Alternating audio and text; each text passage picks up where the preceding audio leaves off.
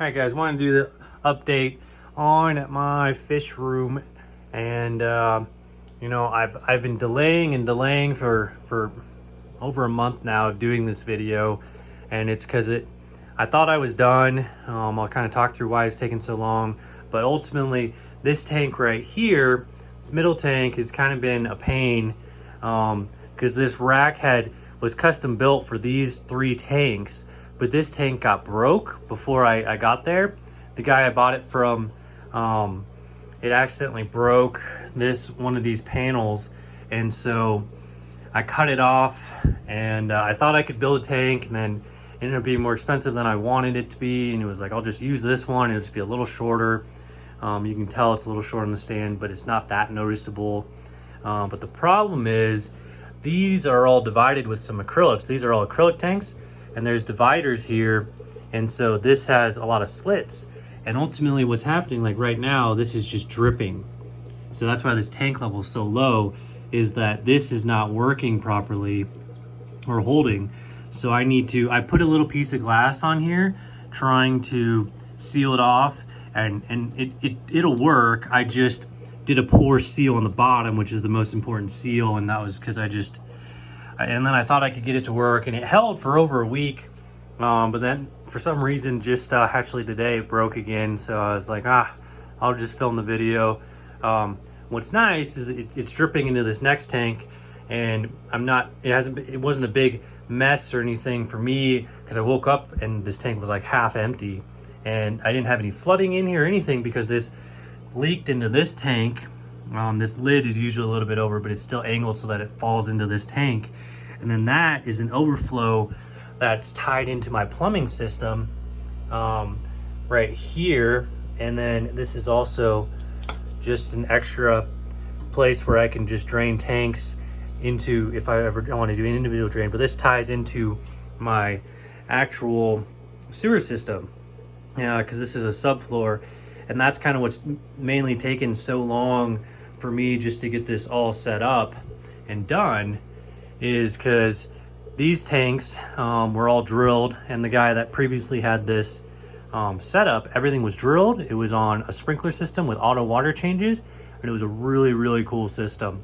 I don't have it set up for automatic water. I still run my hose and fill up tanks, and I can show that in another video if people are interested. But I did tie into the plumbing system, and I can get into more of that detail later if people are interested. But that's what has taken so long, is I had to tie into my plumbing system. I didn't have to, but I wanted to, because I thought it'd be a lot easier. And since then, water changes have been significantly easier on these tanks. So right now I actually only have this one, and this one, the bigger tanks, plumbed in, because I felt like these smaller ones weren't necessary. They're really small volumes. I'll kind of talk a little bit about that and walk through each one here in a bit, but those ones I'm just going to do normal water changes. It's not that difficult. I've been doing it for years now. And yeah, and then the second thing that took a while is this big rack here. These are 225 gallon tanks, so they're 6 foot long, 250 gallons of water. And if you do the math with that and the rocks, and then this metal stand, which is a really nice metal stand. This other one is also a metal stand that the guy made, and he welded it all together himself. This was originally a gray color. I sanded it down because there was a lot of rust, and then put a nice black powder coat on everything. It wasn't a powder coat, it was a spray can, so nothing super fancy, but to make it look a little bit cleaner in my eyes. And so that took a little bit of time. But this is also just so much weight, and it's distributed just to these 4 points that I put a little piece of plywood to help support, so that this doesn't just go through my subfloor. And also I used them as shims. And even with that, I went under the subfloor and I put some blocking to ensure that the structure of this subfloor can handle all this weight, because this is nearly 3,000 pounds of weight distributed to 4 points, so quite a lot of weight. And then I also added an extra beam here, and then there's another beam here just supporting the subfloor with floor jacks and 2x6s to help provide more stability. And if people are interested, I can kind of get into this crawl space and show it. It's pretty small, I was crawling around down there, and it took some time to get that all worked up. But at the end of the day, everything is holding. The floor looks good. It's holding well. I've got my plumbing done. I've done water changes. It's really nice. I'm loving it. So I can do a quick walkthrough on all this, but I'll probably get into more detail in a later video because this one's going to be a little long. But the quick is, you know, I already said these are two 125-gallon tanks. I have a divider here. I got some endlers and some my breeding bristlenose plecos in here. I've got some grow outs in this tank. There's a lot of reflection. I'll turn these lights off in a bit, and then I think I can show those ones better. But we'll start up here. So this is a 12.5-gallon tank that's divided into 6 sections, and so I kind of have it right here set up. So I have cherry shrimp on this side, and there's some longfin albino bristlenose fry as well in here, mixed in with them. So those guys just get algae wafers. The plants are loving it. There's a lot of light, and I'm really not having an algae problem so far. This because there's just a lot of algae eaters in here, and they're loving it. And then here in the middle, I have just some fry grow out. So the plan is to have little baby fry in here. This will be good. Should be really good clean water with all these nutrients getting pulled out from plants on both sides. And then obviously sponge filters running too. But this has some Niasochromis bodzulu. There's some cribs in here, cribensis cichlids. There's also some lithobates, and they kind of split between both sides. Here's a bigger cribensis cichlid. And then over here is something that I haven't ever kept before, and they're the pumpkin shrimp, the pumpkin orange shrimp. You can see there's a couple back there. So really excited to see how this goes. Get a new color of shrimp in here. Shrimp have been doing really well for me. And then I got these dividers here so the shrimp don't, because these dividers are not that big, or they're still, the slits are pretty big, so the shrimp can make their way through, especially the baby shrimp. And if they make their way through, these guys will attack them and eat them. And then also I don't want them crossing colors and making stuff. So that's also why the idea of a gap in the middle, a pretty big gap, to prevent an orange shrimp making it all the way there, or a cherry shrimp making it all the way the other way. And the plan is to do the same thing here in the middle tank. I would have liked to have 2 compartment gap, but I'm not going to be able to because that was broken. I spent a lot of time trying to decide if I wanted to build a tank. I priced it out, just wasn't worth it. But it would have been a 27-gallon tank.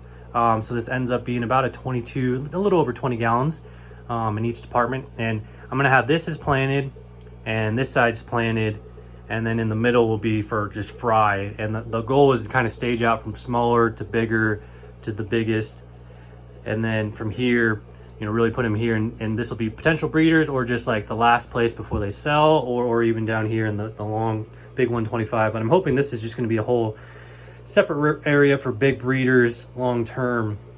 And so I'll just flip this light off since there's nothing really going on here. And so yeah, this is the bottom tank, and I had these endlers. The goal is to have the endlers up in this side. So these are my yellow tiger endlers. They were up there before this tank broke. That tank up above just broke on me. But the goal is to have that group there, and then but right now I have a bunch of fish in this side, which is way too many fish. Quite frankly, it's not what I wanted. I was gonna have a third group of endlers possibly in here, but I also have a new group of Cebuisa furcifers in here. So really excited about that. There's also a whole bunch of Otopharynx lithobates in here, and then there's some short fin albino bristlenose plecos. So lots of fish. There's a lot of fish in here, some deep water haps. I've got some tumblers going. But this is a 60-gallon tank that's divided into 4 areas. I've got my OB fryeri. I kind of put some numbers. There's 37 fryeri in here, 13 deep water haps, 6 kind of bigger adult Cebuisa furcifers, kind of right there where my finger's sitting. And then these are some Niasochromis bodzulu. There's 16 in here. So it's kind of nice because I did some inventories as I was moving fish around. And I also got some lithobates that I'm about to sell here in a little bit. But wanted to show that real fast. And then let me turn this light off. So there's not quite as much reflections. There's still this one. Let's see here. It's at least a little bit better. So this is 125 gallon.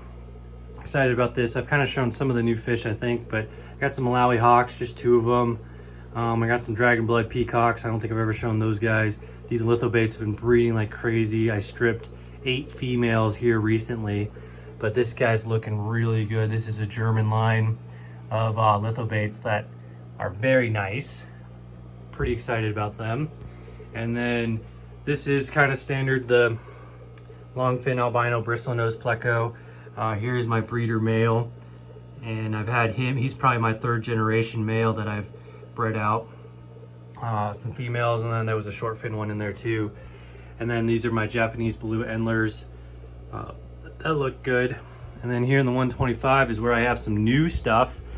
So I got Fusochromis, some Exochromis anagenis, Bucochromis nodotania, some bigger OB frieri that I'm growing out for future breeders, and that's what I got. Bucochromis nodotania. I don't know if I said that, but these are some young ones that I'm going to grow out and put back into the colony and get them breeding.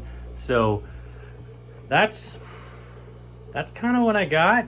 That's a big picture of everything I got. I'll kind of go in more detail if people want to see about plumbing or you know, some of the structure work that I had to do in the subfloor. And if nothing else, I'll just at least dive into the fish and a little bit more. Oh yeah, there's these Haplochromis Victorian cichlids that are really cool. So I can go into more detail on all these fish. I've got quite a few different ones now that I haven't even really shown, and really excited with these 2 extra 6-foot tanks. They were 75 gallons in here before, but now that I have 2 more 6-foot tanks, the possibilities of these larger predator haps are pretty exciting for me. Or if I want, I can, you know, maybe make this a Mabuna tank or a Tropheus tank or something like that, since I still have the other 125 and 150 kind of show tanks.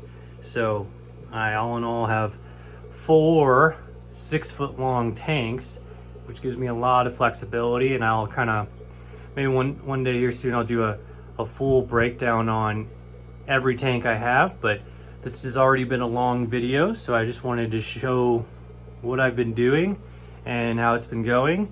And yeah, thanks for watching.